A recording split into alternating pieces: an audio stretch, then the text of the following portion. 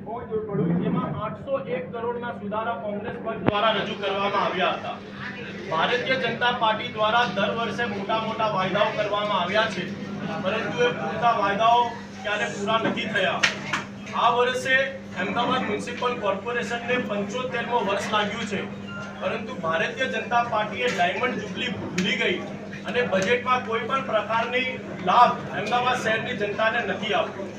કોંગ્રેસ પક્ષે મુકાયેલા મુખ્ય સુધારામાં હું વાત કરું તો આ વર્ષે 75મા વર્ષ અમદાવાદ મ્યુનિસિપલ કોર્પોરેશનને થયું છે, તો અમદાવાદ શહેરની પ્રજા માટે પ્રોપર્ટી ટેક્સમાં 30%ની રાહત આપવી જોઈએ। તમામ ઝોનમાં અદ્યતન સ્પોર્ટ્સ કોમ્પ્લેક્સ બનાવવા માટે 20 કરોડના સુધારા મૂક્યા છે।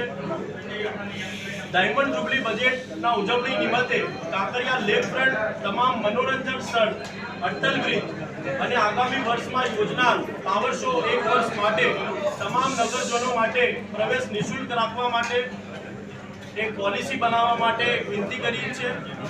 રિવરફ્રન્ટમાં મલ્ટી સ્ટોરેજ હાઈટેક શાળાઓ બનાવવા માટે 50 કરોડ રૂપિયા, રિવરફ્રન્ટમાં મલ્ટી સ્ટોરેજ હાઈટેક લાઇબ્રેરી બનાવવા માટે 25 કરોડ રૂપિયા અને જે વર્ષોથી સ્ટ્રોમ વોટરની અમદાવાદ શહેરમાં સમસ્યા છે એ સ્ટ્રોમ વોટર લાઇન સુધારવા માટે 100 કરોડ રૂપિયાનો સુધારો કોંગ્રેસ પાર્ટીએ મૂક્યું છે।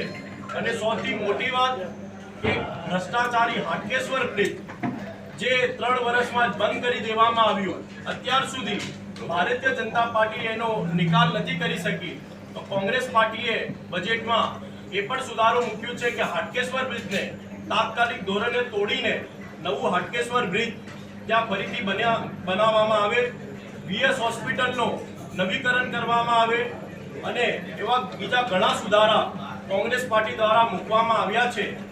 801 કરોડના સુધારા કોંગ્રેસ પાર્ટી દ્વારા મૂકવામાં આવ્યા છે અને કુલ મળીને 16,312 કરોડ રૂપિયાનો બજેટ કોંગ્રેસ પાર્ટી અને ભારતીય જનતા પાર્ટી દ્વારા સુધારાના મૂકવામાં આવ્યા છે। એ મીડિયાના માધ્યમથી ભારતીય જનતા પાર્ટીને વિનંતી કરું છું કે કોંગ્રેસ પાર્ટીના સુધારા લઈને અને અમદાવાદ શહેરની જનતાના હિત માટે આ સુધારાને એક્સેપ્ટ કરવામાં આવે, એ બદલ આજે મીડિયાના માધ્યમથી હું ભારતીય જનતા પાર્ટીને પણ અપીલ કરું છું।